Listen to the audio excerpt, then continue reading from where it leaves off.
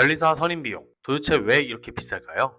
변리사 사무소 세 군데 전화 돌렸는데 A사는 180만 원, B사는 320만 원, C사는 550만 원. 같은 특허 하나 맡기는 건데 왜 이렇게 차이가 날까요? 오늘 이 영상 10분만 보시면 앞으로 받는 모든 변리사 견적서에서 거품 150만 원을 정확히 걸러낼 수 있습니다. 저는 견적서 안에 숨어있는 항목 하나하나를 해부하듯 보여드릴 거고, 영상이 끝날 즈음엔 여러분이 받은 견적이 합리적인지 바가지인지 3분 안에 판단하실 수 있게 될 겁니다. 사실 이 고민 여러분만 하는 거 아닙니다. 제가 상담해드린 스타트업 대표님 중에 한 분은 견적이 가장 싼 곳에 맡겼다가 1년 뒤 의견 제출 통지서가 날아왔는데요. 이걸 대응하는 비용이 처음 수임료보다 더 나왔던 분도 계셨습니다.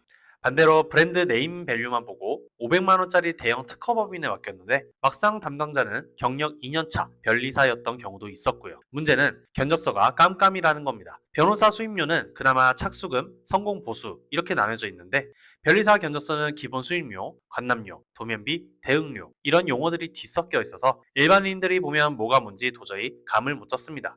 바로 이 지점에서 가격 차이가 부풀려지는 겁니다. 그래서 오늘 이 영상에서는 딱 5가지만 짚어드립니다. 첫째, 변리사 견적서를 구성하는 5대 핵심 항목이 뭔지. 둘째, 그 중에서 절대 빼면 안 되는 고정비와 변리사마다 차이가 나는 변동비를 어떻게 구분하는지. 셋째, 왜 100만 원대와 500만 원대 견적이 같은 발명을 두고 나오는지 그 진짜 이유.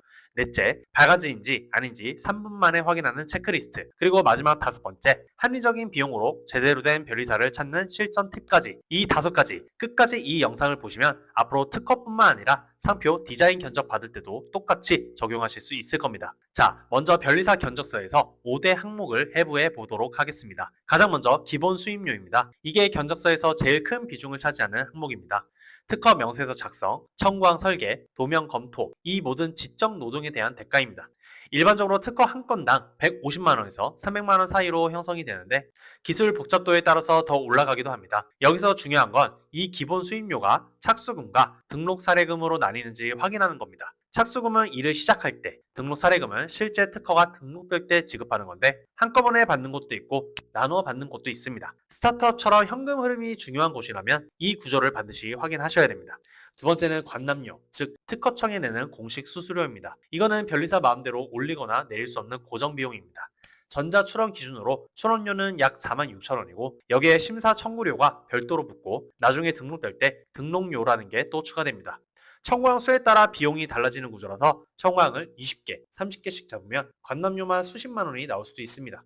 견적서에 이 관람료가 명확히 분리되어 있는지 아니면 뭉뚱그려서 총액으로만 표시되어 있는지, 여기서 1차 투명성 테스트가 갈립니다. 여기서 잠깐 실제 사례 하나 들어볼까요? 작년에 제가 본 어떤 견적서는 특허 출원 일체 300만 원이라고만 적혀 있었습니다. 관람료가 포함인지 별도인지 아무런 표시가 없었습니다. 나중에 확인해보니 관람료 40만 원이 추가로 청구됐습니다. 이게 많은 스타트업 대표님들이 당하는 전형적인 추가 비용 한정입니다. 세 번째 항목은 도면 작성비입니다. 특허 명세서에는 발명을 설명하는 도면이 반드시 들어가는데, 이걸 변리사 사무소에서 직접 작성하는 경우가 많습니다. 도면 한 장당 3만 원에서 15만 원까지 편차가 큽니다. 복잡한 기계 장치나 회로도는 장당 20만 원을 넘기도 하고요. 도면이 10장이면 이것만 해도 100만 원이 훌쩍 넘습니다. 견적서에 도면 장수와 단가가 명시되어 있는지 꼭 보세요. 네 번째, 번역비입니다. 국내 출원만 할 거라면 상관없지만 PCT 국제 출원이나 미국, 유럽, 중국, 일본 개별 출원을 염두에 두고 있다면 번역비가 기본 수임료에 버금가게 나옵니다. 한영 번역 기준으로 페이지당 4만 원에서 10만 원 수준이고, 명세서 분량이 30페이지면 번역비만 100만 원에서 150만 원 이상 넘어가는 경우도 흔합니다. 다섯 번째, 가장 간과되지만 가장 뒤통수 맞기 쉬운 중간 사건 대응료입니다. 특허는 출원한다고 바로 등록되는 게 아닙니다. 심사 과정에서 심사관이 의견 제출 통지서를 보내면 이에 반박하는 의견서와 보정서를 제출해야 합니다. 이걸 OA 대응이라고 부르는데, 건당 50만 원에서 150만 원이 추가로 나갑니다. 그런데 많은 견적서가 이 OA 대응료를 처음에 빼놓고 보여줬다가 나중에 청구하는 식으로 진행됩니다. 이거 반드시 선 견적이 필수입니다. 그럼 이제 본질적인 질문으로 들어가 볼까요? 왜 똑같은 발명을 두고 누구는 100만 원, 누구는 500만 원을 부르는 걸까요? 저가 견적의 정체부터 말씀드리면 대부분 명세서 분량과 청구항 설계의 희생 위에 서 있습니다. 명세서 10페이지짜리를 기계적으로 찍어내고 청구항도 독립항 1개, 종속항 2~3개 정도로 최소한만 잡아주는 식입니다. 문제는 이렇게 작성된 특허는 등록은 쉽지만 보호 범위가 좁다는 겁니다. 나중에 경쟁사가 살짝만 비틀어서 모방해도 침해 주장을 못하는 상황이 벌어질 수 있습니다. 반대로 고가 견적이 비싼 이유는 크게 세 가지입니다. 첫째, 청구항 설계에 투입되는 시간. 좋은 변리사는 발명자 미팅에만 3시간에서 5시간을 쓰고 청구항을 10개 이상 갖춘 구조로 쌓습니다. 둘째, 선행기술 조사 범위입니다. 키프리스는 물론 구글 특허나 USPTO, EPO까지 기존 특허와의 차별점을 정교하게 잡아냅니다. 셋째, 경력 변리사가 직접 처리한다는 점입니다. 저가 사무소는 보통 주니어 변리사가 초안을 쓰고 시니어가 확인만 하는 구조인데 고가 사무소는 시니어가 처음부터 끝까지 책임지는 경우가 많습니다. 여기서 중요한 건 비싸다고 다 좋은 것도 아니고 싸다고 다 나쁜 것도 아니라는 사실입니다. 제가 본 가장 이상적인 견적대는 한국 기준 특허 한 건당 220만 원에서 350만 원 사이였습니다. 이 구간이 청구항 설계, 도면 품질, OA 대응까지 포함해서 합리적인 밸런스가 나오는 지점입니다. 자, 이제 여러분이 실제로 견적서를 받았을 때 쓰실 수 있는 판별법을 알려드리겠습니다. 첫 번째 확인 포인트는 항목 분리입니다. 견적서에 특허 출원 일체 땡땡 만원 이라고 총액만 적혀 있으면 그 즉시 항목별 단가를 요청하세요. 기본 수임료, 관람료, 도면비, OA 대응료가 따로 적혀 있지 않으면 투명성이 떨어진다고 보시면 됩니다.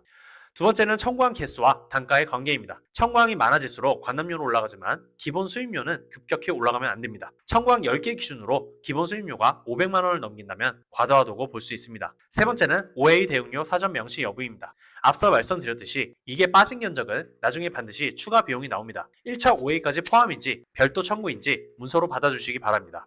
네 번째, 미팅 시간입니다. 좋은 변리사는 견적을 주기 전에 최소 30분 이상 발명자와 미팅을 합니다.